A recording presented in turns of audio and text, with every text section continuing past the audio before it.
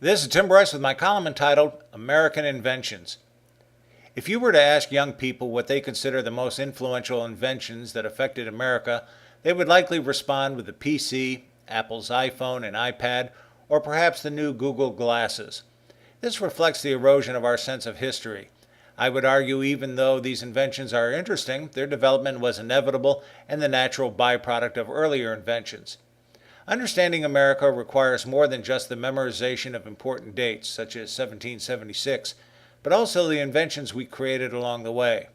Our inventions ultimately dictate who we are, for they were devised to solve particular problems and to remain competitive in the world community. They also reflect our resourcefulness and determination to get things done by rising above the status quo. For historical purposes, I've assembled the following list of arguably the greatest American inventions. These ideas and devices not only impacted our country, but the world at large. In addition to enhancing productivity and business, they also influenced our society. There are far too many significant inventions to list here. Instead, I was interested in identifying those which had a profound effect not just on business, but socially as well. For example, Franklin's lightning rod was useful for curbing lightning strikes and ensuing fires, but it did not affect the social conscience of the nation. Eli Whitney's cotton gin greatly enhanced the output of cotton in the South, but it also encouraged a dependency on slavery and contributed to the outbreak of the American Civil War. There were many others, but I wish to point out those which positively influenced the American character. First, we have the steam engine in 1781. True, the first steam engines were introduced in Spain and England in the 17th century, but it was James Watt's engine that provided the first practical implementation, which would be used in railroads, ships, and other manufacturing and agricultural applications, thereby becoming an important cog in the Industrial Revolution. In addition to improving output, the steam engine improved transportation, thereby making us a more mobile society by connecting the country. Train service also improved communications by expediting mail service. These effects would later be emulated by the introduction of the internal combustion engine. Next, we have Morse code in 1836. The electric telegraph was another invention derived from Europe and preceded by the optical telegraph, which was signaling. The first practical implementation, though, came in 1844 with the first long-range telegraph between Baltimore and Washington, D.C., where inventor Samuel F.B. Morse sent the famous expression, quote, "What hath God wrought," end quote, a phrase from the Bible's Book of Numbers. This was all made possible through the use of Morse code, a standard system of dots and dashes which transmitted text messages. In reality, Morse code was invented by Morse, American physicist Joseph Henry, and machinist Alfred Vail. This system revolutionized communications. Messages and news could be easily disseminated in seconds as opposed to days. This kept the public informed of current events and allowed business decisions to be made more readily. The transatlantic cable bridged North America with Europe, thanks to Morse's standard language. The telegraph may be long gone, but Morse code lives on through ham radio operators. Remarkably, this system is still faster than newer techniques such as text messaging. Next, we have baseball in 1845. Although historians argue over the origin of the game, baseball's roots were likely derived from rounders in England. Nevertheless, the rules and game of baseball are uniquely American. The beauty of it is just about anyone can play it, assuming you can run, catch, throw, and swing a bat. It is also a thinking game with subtle strategy and secret communications, thereby making it an ideal spectator sport. Unlike other games played on a rectangle and scoring by taking a ball or puck to an end zone or net, baseball is played on a diamond, which is actually a field defined by a 90-degree angle. To the outsider who has never played the game, baseball seems confusing at first, but with a little patience, the quirks of the game can be quickly learned. Because of its popularity, baseball has been dubbed America's national pastime and a welcome diversion from the tedium of life. Aside from the United States, it has become popular in Central and South Americas, Japan, China, Australia, Europe, and elsewhere. Next, we have the telephone in 1876. Alexander Graham Bell was awarded the first patent for the electric telephone in 1876.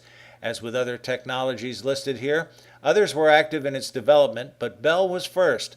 The telephone revolutionized communications not only in America, but throughout the world. Whereas phones were originally placed in a key location in a town, It propagated to households and businesses, and eventually to just about every individual on the planet. A boon to communications, the telephone also affected the populace socially. For example, the phone has been an indispensable tool for teenagers for many years and was likely the driving force for developing the smartphones of today. Next, we have the phonograph in 1877. Thomas Edison's talking machine provided a handy tool to entertain people who were not proficient in the use of musical instrument.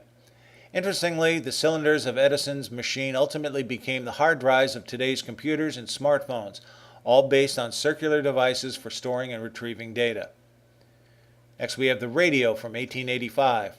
Again, experiments were conducted earlier, but it was Edison who received the first radio patent. For a long time, radio was the principal means of communicating with the public. It revolutionized news reporting and entertained the public. More importantly, it introduced the technology which would ultimately be used for television, radar, and today's cell phone towers.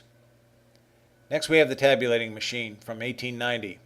Herman Hollerith is credited with inventing the tabulator using punch cards. This was fostered by the 1890 census, which was desperately in need of a better approach for counting. Hollerith's invention not only proved useful for the U.S. Bureau of the Census, but for business in general. It was the precursor to the modern-day computer and was eventually used for accounting, inventory, and just about anything requiring counting. The machine also gave birth to a new company which would influence technology and business for years to come, IBM. Tabulating machines were used until the 1950s when the computer finally replaced them. Next, we have electric power distribution from 1882.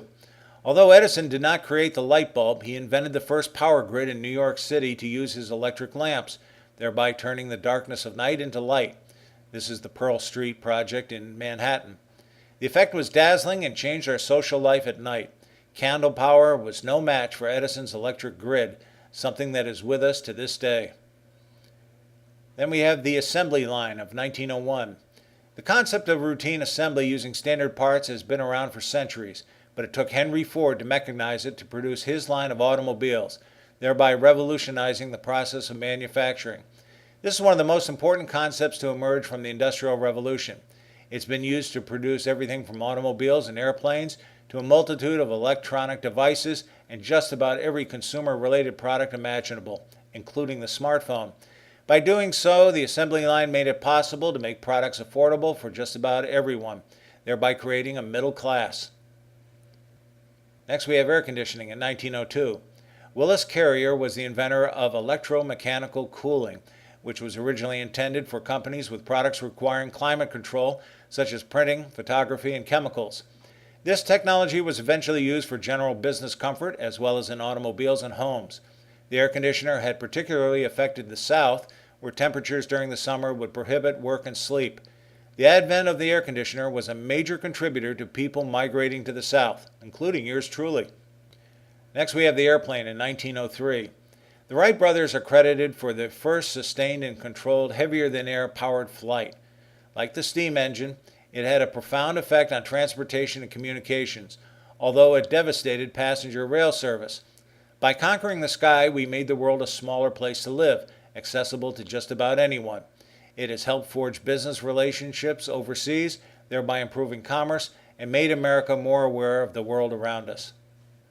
Next, we have the credit card in 1950. The credit card traces its roots back to air travel cards, which would allow you to buy now, pay later. The Diners card became the first charge card, which was quickly followed by Carte Blanche and American Express in the 1950s. Bank AmeriCard, which would evolve into Visa, would follow, as would MasterCard, and Discover Card much later. Prior to this, the concept of paying for merchandise with anything other than cash was unimaginable. Today, it is just the opposite, as most transactions are recorded by credit cards. Its only drawback is that it is probably the single most significant cause for people to go into debt by overspending. Next, we have the computer in 1951. I realize people will argue the ENIAC was the first computer as commissioned by the U.S. Army in the closing days of World War II, but it was the UNIVAC 1 which became the first computer to be used for commercial purposes. Both machines were invented by J. Presper Eckert and John Mauchly, two pioneers who exhibited great foresight into the world of computing for many years. The product they produced set the stage for supercomputing and mini-computing. ultimately leading to the smartphone, the PC, and the Mac. Without the likes of Eckert and Mauchly, there would not have been a Bill Gates or Steve Jobs. The computer has touched our lives like no other machine before or since. It is probably impossible to think of an industry or person who remains unaffected by the computer. Next, we have the Internet in 1969. This was developed as a project for the Department of Defense to communicate with universities and research institutions. Today, it is the lifeline we all use for email and to traverse the World Wide Web. It is also used to purchase merchandise, send and receive phone calls, transmit live photographic images, secure our homes, search for a mate, social networking, and much more. And no, Al Gore most definitely did not invent the Internet. He was 21 at the time and still in school. Finally, we have the U.S. Constitution, which was adopted in 1787 and ratified in 1789. This is perhaps the most brilliant invention in our history. Some would argue it is not unique. True, many of the concepts were derived from earlier political philosophers, such as Sir Edward Coke, William Blackstone, and Francis Montesquieu, not to mention the Magna Carta. But the Constitution was the first practical implementation of such ideas. Fortunately, the authors of the Constitution were well versed in history and political philosophy, including the ancient Greeks and Roman Empire.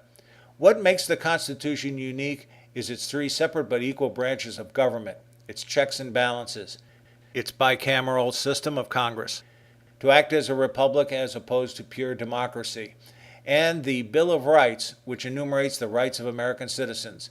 They were also wise enough to make it modifiable, so revisions could be added. James Madison was the principal author of the Constitution and would later serve as our country's fourth president. Madison and his Virginia colleagues came to the Constitutional Convention prepared and introduced the Virginia Plan, which served as a template for the Constitution. The Constitution superseded the Articles of Confederation and Perpetual Union, which was our first governing document produced shortly after the Declaration of Independence. Whereas the Articles of Confederation simply stipulated how the various states would work together, the Constitution was to be more definitive in terms of devising a federal government. It took 2 years for the Constitution to be ratified by the 13 states, a miracle in itself. The Federalist Papers were written and distributed to explain the rationale for the various parts of the Constitution, thereby selling the idea to the country. The fact the U.S. Constitution has stood the test of time, 225 years, and survived a bloody civil war is a testament to its merit. It has also been emulated by states in the Union and other countries, including Mexico and the Philippines. So brilliant is the document, I cannot imagine today's congressman as being able to devise anything remotely better. As an aside, it is the Constitution which includes the provision for protecting intellectual property, such as the inventions listed here, Article 1, Section 8. Without such protection, our volume of inventions would be much less. All of these devices have had a deep-seated effect on the American character. It defines who we are, what our values are, how we conduct business, and how we socialize as a people. We must recognize for every new invention we can expect some sort of social adjustment or change in our perspective or thinking. And with rare exception, there will likely be legislation enacted to control and tax its use. Make no mistake, we've been influenced by our technology since the founding of this country and way before. As such, it is important to remember when these inventions were created, the people who invented them, but more importantly, the rationale for their creation. Without a sense of history, we would likely not understand the direction of where our technology and world should be heading. Friends, keep the faith. This is Tim Bryce in Palm Harbor, Florida. Follow me on the internet at timbryce.com.